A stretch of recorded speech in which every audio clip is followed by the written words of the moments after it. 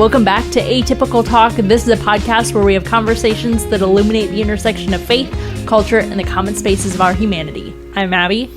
I'm Joel. And I'm Allison. So our first question today is, what's something good that has happened to you and stuck with you? We're talking about karma later. I don't know if I believe in karma, but we'll get into it. Yeah. We'll find out. Something that somebody did for you, or something that fell in your lap, something that stuck with you. Right? Yeah. So my memory is terrible. Okay, this kind of stuff. So when you were like something that stuck with you, I'm like, that's not very. What I have for dinner last night? But there was a couple in a church that we had previously attended, and when we were super young, parents, we had little kids. There was an older couple in our church who, looking back now, I'm like, oh, they really weren't that old, but but they gifted us their vacation points. They had like a timeshare type thing, and so we could take our girls to Florida. They like gifted us their points, and I was like, who does this? That is wild. It was so kind. So shout out to Liz and Larry Serby, who probably don't listen to the podcast. But, you don't know. They're listening to every episode. I thought they were old then. They're a little older now. Look at you covering your tracks. Because that was 20 years ago, maybe, something like that. But that's awesome. Yeah, it was awesome. What about you, Abby? So when my family was living in Lansing, Michigan, my dad was a pastor up there, and the church he was pastoring at closed down. And so he was driving bus and stuff to make money, and we had to move out of the parsonage we were living in and ended up living in this house. It was really small, 3 bedrooms. There's 11 of us. Oh my gosh, I'm doing the math in my head when you said 3 bedrooms. Yeah, so we're all squeezed in there, making it work. And something happened that we had to move out. And so we were trying to figure out, where do we go now? And there was this huge house. It might not have been that big, but it felt huge at the time. As a kid. That someone offered to rent my parents for $300 a month. Whoa. Wow. Yeah. That's and it was, they were like, we just want to do something nice for someone. And so it was just incredible that we were able to, And then you're like, why did we ever move? Yeah. Why did we ever move from that house? Right? No, but the same situation happened where we had to move out of there. And then eventually my dad started working in Ohio and has a pastor's job again. So it worked out. It was all God through all of it, and some amazing people along the way. Yeah. Mm-hmm. Love that. Your guys' stories are like sweet and compassionate. Mine's going to sound so dumb. No, it was, I think it was circa 2013 where my wife and I, and people that know me well know that I love concerts and I love the Dave Matthews Band. I've seen them an ungodly amount of times. I've seen them a few shows. And I always go to their 2 shows they play at Deer Creek Music Center. It's still Deer Creek. Yes. It's not Ruoff Home Mortgage Music Center to me. In Noblesville. I would go to both nights every summer. And there was one night we were in the lawn. Megan and I had just been married a few years, no kids, and somebody that we knew from Kokomo walked past us in the lawn, and they handed us 2 tickets, and they were VIP second row tickets to the show. Yeah, and this was like 3 or 4 songs into the show. So my first thought was, you losers, not checking out this show? It's like the 3rd song. What's your problem? But what we did was Megan and I went down for like 3 songs, and then we would come back to the lawn and we'd let some other people we were with go down for a couple songs. And so it was a little bit of a pay it forward kind of thing to where everybody got this experience. We were used to just being in the lawn far away to be like real close. And I remember it was so fun, like, and everybody coming back is like nobody had ever or will ever pay for tickets like that. And so to like have that experience, it was like a little pay it forward, and it was just really fun, and I'll never forget it. I love that. That was That's fun. So cool. sweet. Well, our first article is a CNN article titled, "Do Bad People Have It Coming? Study finds most karma believers think so." When it comes to karma, most people believe the universe is their own personal cheerleader, but an exacting judge for everyone else. In a research study about karma, 59% of the participants wrote about themselves being rewarded for their good deeds. In their stories about others, 92% chronicled how misfortune befell cheating partners, indebted friends, bullies, and lousy coworkers. Judith Jung, an adjunct associate professor of psychology at Emory University, said she believes this study biases are common to most people. They can be a form of defense originating from early childhood experiences and the need to feel secure. I work with patients a lot on developing compassion and a sense of shared humanity, recognizing that we are all a mixture of good and bad, Jung said. It's not about influencing religion, it's about a patient's basic ethics. So what did you think about this article? What do you think about karma? Do you think it's, God rewarding or punishing us? What is your whole view on this? Oh, so many thoughts. So interesting. And I feel like it's more layered the older I get than I think it was 15 years ago for me. I don't think it's black and white. I don't believe that there's some kind of like cosmic ruler or scales of like, you do this, karma rewards you, or you do something bad, karma will come and get you. I definitely don't think that is compatible with my worldview as a Christ follower at all. A couple of things I do find is really interesting, though, is how it's people always, you want grace and assume the best from ourselves, and you want other people to see the best for you, and you want to receive grace.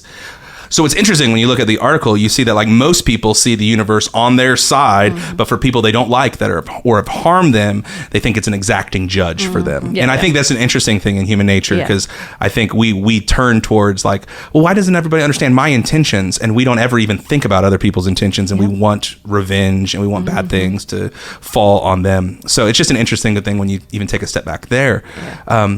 And so, I don't live my life by there's some kind of cosmic judge that's going to come and get me.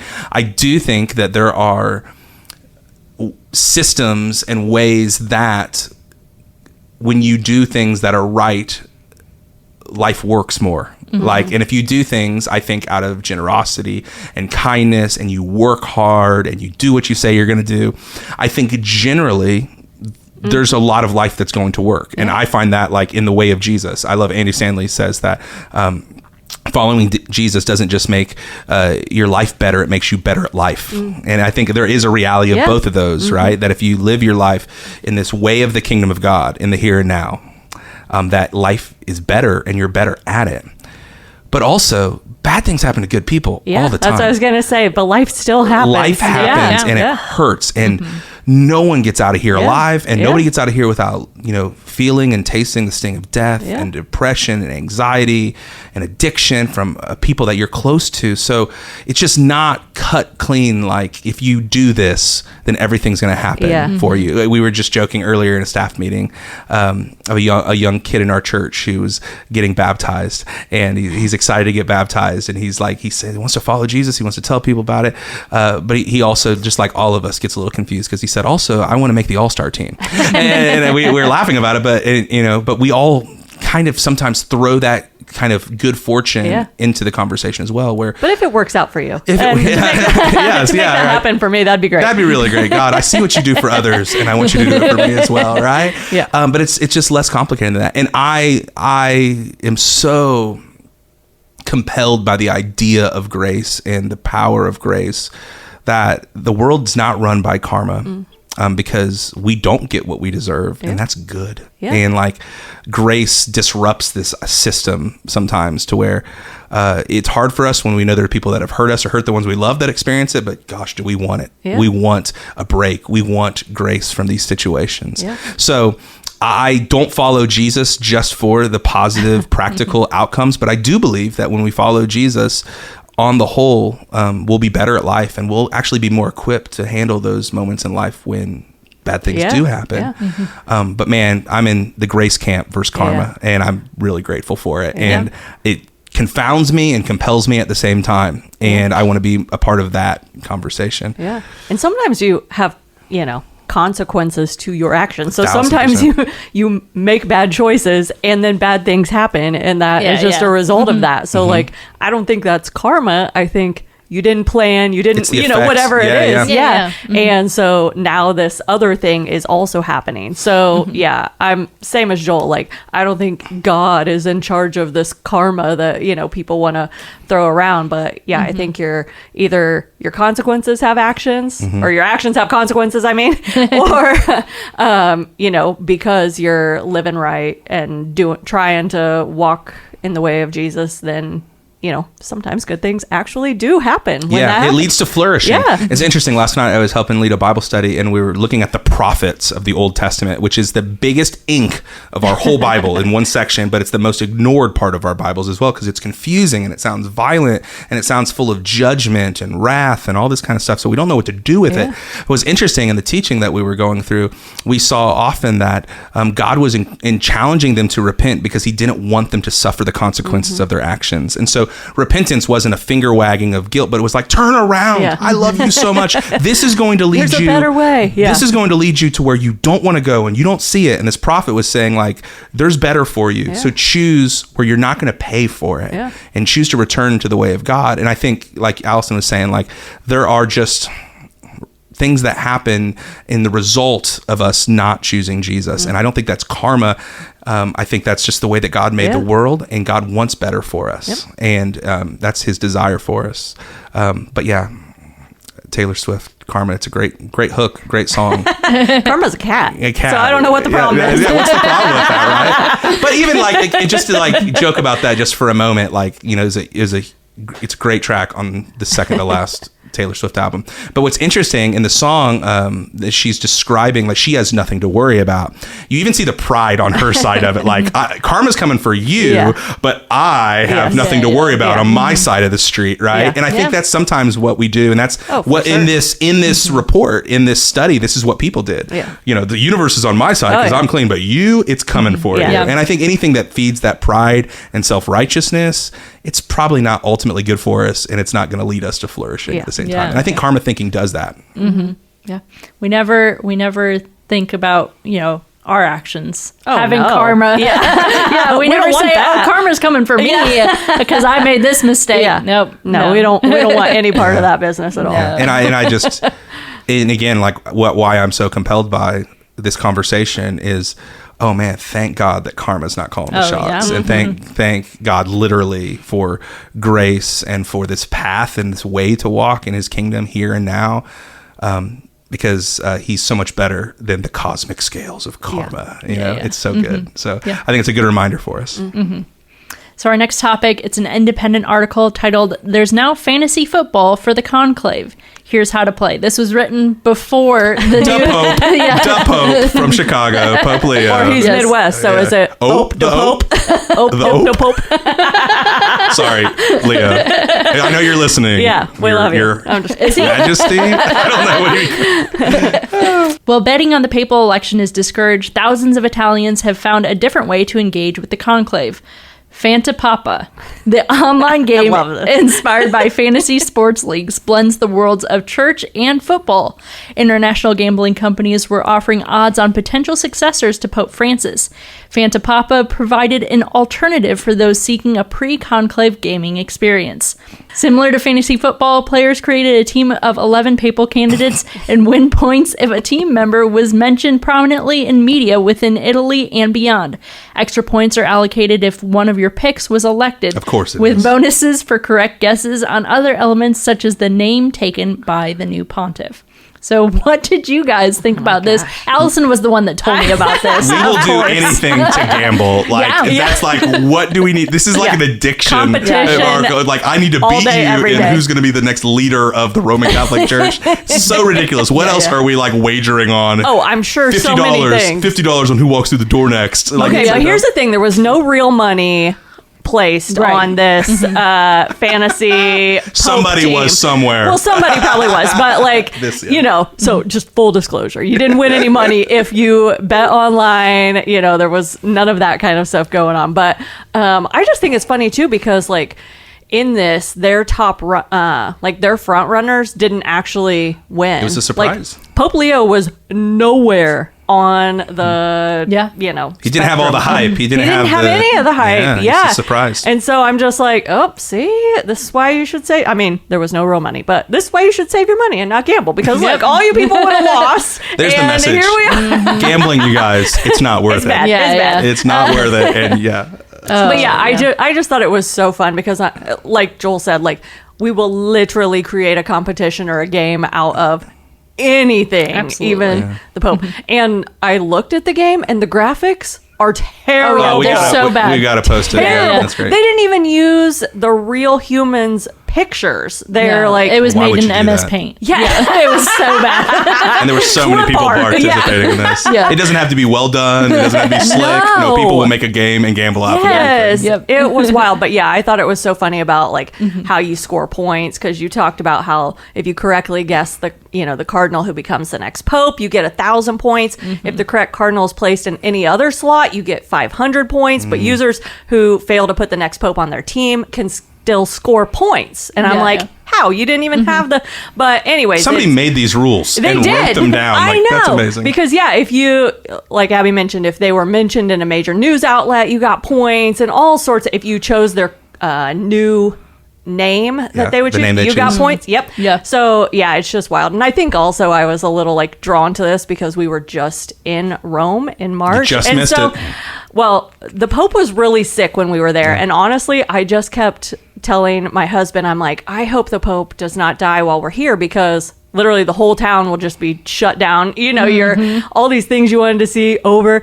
But also at the same time, like, being there when the white smoke went up from the Sistine Chapel, like, what a life experience, too. That would have been exciting. It was one of those where I'm like, oh, buddy, please hold on. Awesome. So I'm a little invested in the conclave. There's a new pope for over 1 billion Roman Catholics, and maybe some of you that are listening are Roman Catholic, but it's exciting time, and hope that there's a lot of good that comes from his leadership and through what we all get to do for the kingdom together. Yeah, I've just loved the interviews with his brother. His playing the Wordle and Word with Friends every day. And I think I told Abby, like, I just kept thinking about he probably lost his Wordle streak with his brother during the conclave. Sad. Tragic. Yeah.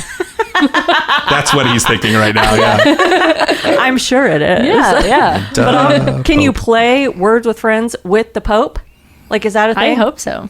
I might re-download it just to find out. They are people. Yeah. That's weird. That's weird. They probably need something to blow off some steam, I imagine. I would think. Oh, gosh. So this next conversation is one suggested to us by a listener. She wanted to hear us talk about different word pronunciations. So first, how do you pronounce the thing that you draw with, like that you'll get in kindergarten? How do you pronounce that, Allison? A crayon. Crayon. Okay, crayon. What do you do? Crayon? Crayon. Like Crayon? C-R-A-N. What language are you speaking? I'm not pronouncing all the letters. That's almost as bad as somebody saying my crown. Well, that's what I was going to say. Crown is the other one. Yeah. Crayon. Yeah. No. Yes. The more I say it, the more wrong it sounds. I know. Like. That's Crayon, what I'm like. crayon? How do I say it? I have to actually like think in my head. Yeah. Okay. Your mom's sister. What do you call her? Aunt. I go aunt. Aunt. Are you an aunt? Yeah. Aunt? Are you aunt? No, never. Auntie? Nope. Yep. The things that you get from Panera that you put cream cheese on. A bagel. Just kidding. No, not a bagel. Like, that's a lie. Yeah, bagel. Bagel. But also, having just been in Italy, it would have been bagel. And it's the same with like basil, basil. the leaf. Yeah. It's basil. Yeah. And I'm like, this is mind-blowing. Yep. But yeah, bagel for me. Okay. The thing that you put letters in to send in the mail. An envelope. I say envelope too. Envelope. Okay. But envelope. I know there's controversy. Yeah, That's envelope. a hot take. Yeah. Envelope. But also, it's not O-N-V-E-L-O-P-E. Yeah. Then it would be envelope. Oh, Yeah. We are Hoosier. I love it. I know, we agree on so many things. This isn't as controversial between the three of us. Yeah. Okay. T-O-U-R. How do you pronounce that? Tour. Oh, this is going to ruin the whole tour. Tour. The world tour. Tour. I say tour. Tour. Yeah. Tour? Tour? I don't say do tour. No. Tour. Nope. The summer tour. Yep. Nope. Tour. I feel like there's some words that I flip back and forth between, but probably. no, that one. I'm going on tour. No, it's tour. Yeah. I'm confident on that one. Okay. The thing that you write with that has ink in it. A pen? Pen. Pen. Okay. Wait, what is the other Some people say pin. Whoa, that was close to me. P-I-N, like pin. Pin. Yeah. Pin. And that, They're the that same. throws me up. P-E-N and P-I-N for me are the same. Yeah, pen like and a pen. clothespin. Yeah. And an Pen ink and pen. pen. Really? Ink pen. What's ink the- pen, clothespin. Okay, you got to... Pen. I hear a difference. I don't think I make a difference. Yeah, though. I don't make a difference at all. Yeah. But we have a coworker who says milk instead of milk. Yeah. Milk. Like, I feel like he just says that to make us mad. I hate it. I hope so, because otherwise it hurts my heart on the inside. Megan makes fun of me because I say, can we go see that movie in theaters? Theater? Okay. Theater. No, I said it wrong. I actually said it correctly. I've been trained now. I would say theater. Oh. Yeah, like you just say theater. Like you say with your pinky up or something. Theater. That feels like when you're going to see like a Broadway. Yeah, I'm going to see like I'm going to see Thunderbolts. That's not Broadway. No, it's the theater. Yeah. Okay, I'm wrong. Okay. One last one. Allison, your favorite kind of pie? What do you? Oh, pecan. Pecan. You don't say pecan pie. I think I say it like that with that accent. Pecan. Yeah. Mm-hmm. Pecan. I'm sure there's listeners that are disagreeing with us, 1,000,000% in their car, like, you guys are saying this wrong. Well, it's all our other coworker at lunch today. Throw her under the bus. Oh, we're about to. The bus is about to run over Brooke. She's been on this podcast before, so you guys know her. But she says yolk. Y-O-L-K. Egg yolk. But she says yolk. I'm not sure anyone else does that. I think she's the only one in the world. We love you, Brooke. If you say yolk, please let us know. Yeah. Like folk? Again. Folk. We got confused at lunch talking about this because the L is almost silent for me. Folk. But not if I'm talking about folk music. Yeah. The L loud, real loud. But if I'm talking about people, like those folks over there, no L. Yeah. Mm-hmm. Anyways, words are weird. Yolk does not have an L. But it does. Our last topic today is a Premier Christianity article titled "Short-Term Mission Trips Have Become Controversial. Should Christians Leave Them Behind?"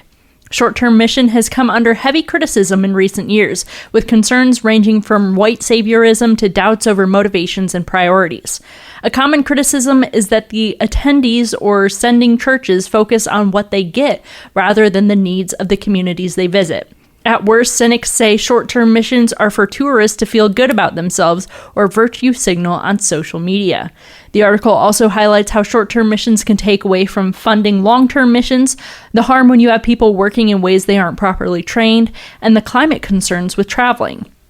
It seems most concerns about short-term missions can be addressed through a Christ-like attitude, training, reflection, prayer, humility, and listening carefully to local churches and long-term missionaries. So do you agree with some of the issues that they highlight in this? Or I've never been on a short-term mission trip, so I know you guys, have you, Allison? No. I know you have, Joel. Mm-hmm. So you want to talk about like your experience and how you think this article addresses any of those concerns? Yeah. And I've gone on short-term missions trips, but I would think that there's an asterisk next to the version that I've gone on as well. Because I've not gone on like a short-term mission trip where there wasn't a actual relationship between a local church and the people on the ground in that community. So even though the trip was short-term, it was the relationship between the two organizations, a local church and the church on the ground or the nonprofit school that's on the ground. And so the short term being just the amount of days, yes, I think stereotypically, and what was very, very common in evangelicalism from the 80s to probably mid 2000, the aughts, if you will, was this idea of like, oh, we're going to China this summer, or we're going to Zambia there, and we're going to build this house, pop in, pop out. We're going to go down to Haiti because that's easy to get to in America, and then we're going to pop in, pop out, never see these people again, not really know what's going to happen with what we do and what we build and all that kind of stuff, and just sort of move on. And I think that is what this article has criticism for or asks questions about that I think are really valid. I mean, it is amazing how when you do serve somebody, it does feel good.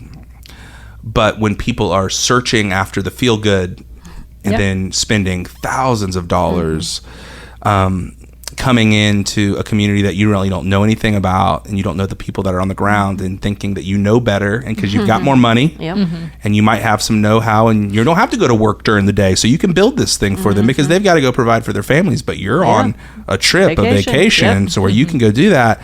I've seen the negative impacts of that, and I think what it doesn't make long-lasting change in that community because we hop in and hop out.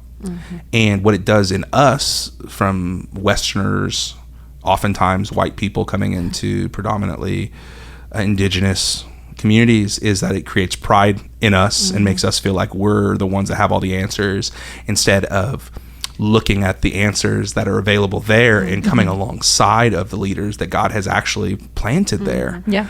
And so I think it feeds a lot of negative things. And even beyond that, just the idea of the social media pictures of you with somebody that makes you look like you're some kind of hero. It feeds pride. Yeah. And ultimately, I mean, I've just read about the amounts of money that's been thrown into places like Haiti, in places in Central America and in like Mexico, where there's been billions of dollars from United States Christians coming into these areas. But ultimately, the areas are not transformed because it's a drop in and drop out, and not building infrastructure or leaders that are on the ground there. Yeah. And so I think it's a good time for leaders in evangelicalism to ask the question, like, okay, what difference has the play we've been running made? And are there more effective plays that can be run so that we can use what we have in our community to come alongside people in their communities and what they have, to just partner with them instead of coming in, save the day. We build a house for one mom and her kids, and then we feel really great about it. We leave, and we don't realize what's going on. Hundreds of others. Hundreds of others, or even like, how did you help that mom afford what's needed in that house, right? You know, or like help her find a job or a trade. Like, there's just like a lot of things that look really good. Like, we built this little house, but like then we leave and we're like, oh, she has no transportation to work, or she doesn't know how to. She doesn't have the tools or the resources or the connections to provide for herself after you leave. Yeah, and I think there's just a lot, kind of like you mentioned with the pictures, you know, questions that you kind of have to ask yourself before you go on a trip similar to that. Like, would you take this trip if you couldn't document it and post it on social media? You know, is this trip actually going to create a lasting change or impact on the area where we're going? Because if the answers are yes to both those things, then there's probably some value, right? But if the answer is no, then you kind of have to reevaluate what's going on, because like you mentioned with the long-term relationships and partnerships, like, yeah, you might be flying in for this week to do something, but is there, like, how do we support you before we get there? How do we support you after we're not there physically, you know? So I think there's just a lot of questions that you have to ask yourself before you decide to go on a trip or plan a trip like this, because, you know, they can be beneficial, you know, if there's if you're building something that then other people, you know, local people on the ground are going to be able to support and maintain, that's great, right? But like flying in, flying out, it just doesn't have that same impact that I think you'd hope that it does. And I think it, again, this is just me personally, but the tension, or like the thing that doesn't feel good in my soul sometimes, is it feels like I'm just showing off this like financial imbalance that we have between the two of us, or this power imbalance. And that just doesn't sit right. It doesn't sit right. In college, I had a close friend that she grew up in the Dominican Republic, and she said that they did not like when you know, those short-term mission trips would come through, because she's like, they just made us feel like less, because they wanted to take pictures with us and make themselves look better. And her and her friends, they hated it. Like, she that's so sad. That's so sad to hear. Like, like people are coming in all gung-ho thinking this is awesome, and then the people that are actually living there are like, ugh. It's like waiters and waitresses on Sundays when Christians go to church. When they should be like, oh, my brothers and sisters, we can come alongside of them, and they can help us, we can help them, and you know, we can do this together in that way. So I love what Allison was saying, just like asking questions. I think it's really great that we're slowing down and asking about what are the effects, what are the fruits, what is it producing in us and in these communities that God loves, and that we do have resources in the West to help transform. So like, how are we doing it? And I just want to mention too, like, you know, we kind of, it might sound like we beat up on missions in this conversation, but like, there are people that are asking these questions and that are doing a new thing. And there's a lot of people I know that are millennials that have started organizations or leading organizations that are doing it differently. My friend Curtis Stout, who leads 117 International, which is a nonprofit that starts schools for children that are left behind and a Christ-centered education for them in Haiti and Cambodia. I mean, it's just amazing. We were meeting with him a couple weeks ago, and he was talking about the local staff that these schools have now. Yeah, I mean, it's awesome.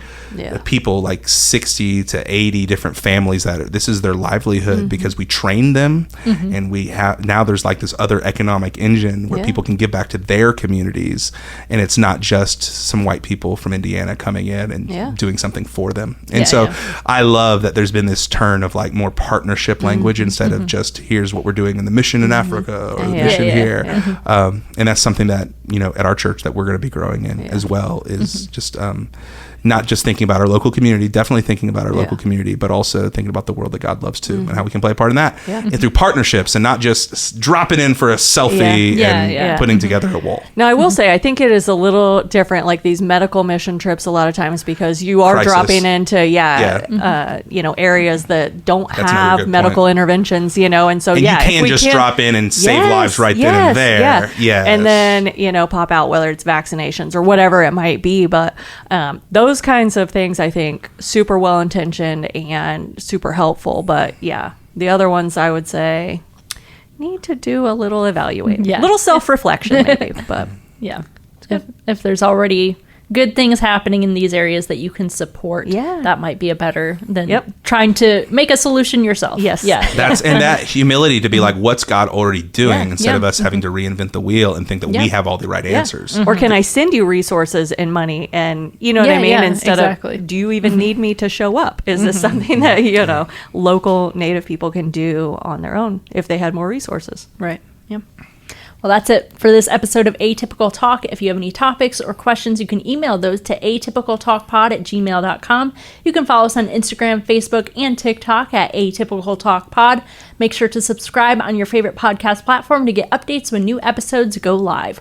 We hope that these conversations today have helped you think wider, love deeper, and partner with God to bring the up there, down here in your everyday life.